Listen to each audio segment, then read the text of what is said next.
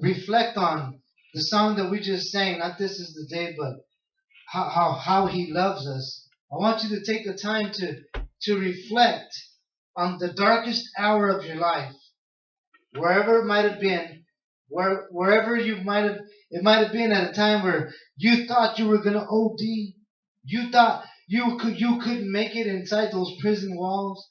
Wherever you might have been, you might have been in your room crying, asking God, why? I want you to reflect, because that was the time in your darkest hour that He took the time to reach His hand down to you and love you. That was the time that He comforted you in your time of want. He comforted you in your time of need, when you were crying, when you were all alone, or when you were left lonely, you felt abandoned, you felt like nobody loved you, like nobody cared, nobody knows what you're going through. At that particular moment in time, we couldn't see it because of our situation that was blinding us. But if we were able to see God's love, we could have seen it in abundance all around us. We could have seen His love in the form of blood when His Son shed His blood on Calvary. We could have seen His form of love when the soldiers stuck the crown of thorns in His forehead. We would have seen His love, the form of His love when He was on that cross, and the soldier took his spear and he punctured the side of Jesus' flesh. That was the time that we reflect on, oh, how He loves us. At that point, we wanted to commit suicide. We might want to keep on drugging or drinking to feel numb because we couldn't deal with society. At that particular moment in time was when Jesus said, look, I love you. And oh, how I love you. I've had mercy on you. I've heard you time and time again. Each tear, I've counted each tear that you've cried. I've counted each time that you said, God, help me. I've counted each time that you said that I would never do this again. But yet you did. But I never held it against you. I never held it against you because of my unconditional love. See, God's not done with our hearts yet. God's not done with our minds. God wants a reverence of His love to take place. Because there's no reverence in the church today. Everybody wants to do their own thing. Everybody wants to go to church at a specific time. We forgot that this is the day of the Lord. This is the day. This is the day that I will rejoice in Him. But yet, while we're in church rejoicing, we're thinking about other things. We're thinking about what we're going to eat as the church. We're thinking about, wow, did I forget to wash laundry for the week? That's not reverence. We need to reverence the Lord.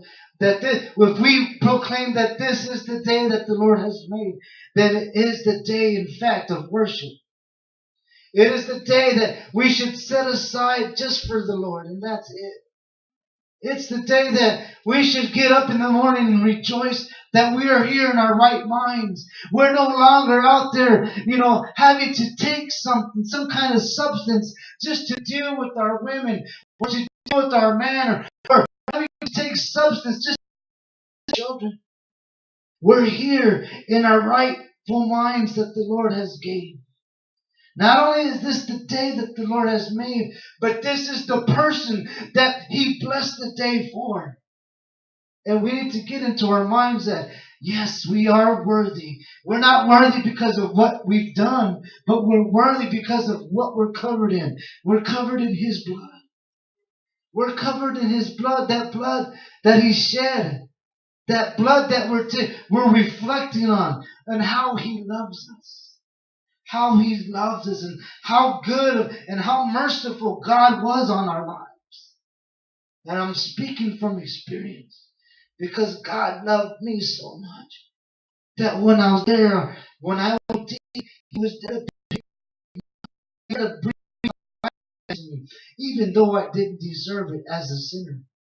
He was there when I felt that burning sensation. He was there and he felt what I felt. But see, we need to reflect. If he can feel what we feel, how come we can't feel what he feels? How come we can't feel those nails? How come we can't feel those thorns? So we need to reflect on how he loved us. He loved us so much that he took those thorns. And what they weren't little baby thorns. They were thorns that 2 inches long. Imagine. Sometimes we cry about a splinter. And he had a thorn. He didn't cry about the nails going into his legs, his feet. He didn't cry about the nail going into his hand. He didn't cry about it. When we face different circumstances, we're quick to cry about it. So when we sing the songs that we sing, we have to reflect and we have to reminisce. Oh, how he loves us. This way, maybe our reflection, and when we God, take the time to give God the reverence that he's due. We might take the time to respect the God that we so lovely sing about. We might take the time to respect the God that was there when nobody was. Take the time to respect the God that when nobody was around to listen, he was. Even though we might have been mad at him, he was still listening to our madness. That was around. Nobody when we hated God, when we couldn't stand God, but yet we talked to him. And he never shunned us. He never looked away because he saw the heart. He saw how messed up we were inside. He saw how lonely, how devastated, how hurt. And oh, how he loved us. Oh, how he loved us. See, we need to take the time to acknowledge God a lot more often, church. Not just on Sunday morning, Sunday nights, maybe.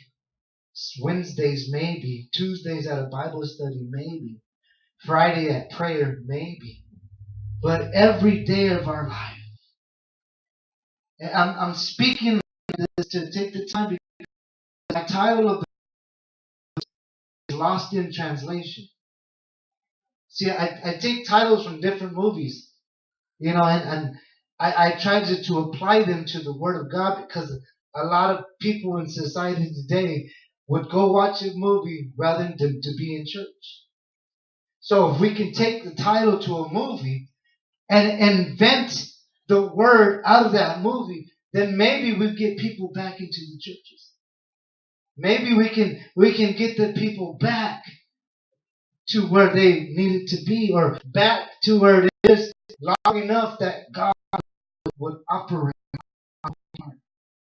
That God would cause the blind man to see, or the deaf to hear, long enough to hear a message that would be encouraging, to hear a message that would be loving and uplifting to the spirit, not a message that would condemn or cause judgment to come on, because we have enough of that in the world.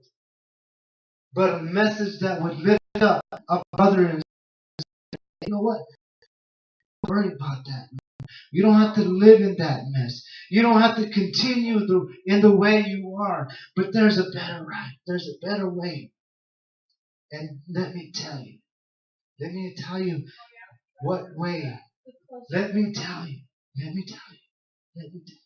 See, I came up with the word lost in translation because me and my brother were talking the other day about God and translation.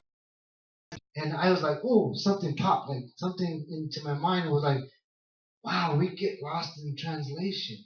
When we read the Word of God, we get lost because we don't know how to translate His Word. We think of His Word as being translated in the physical,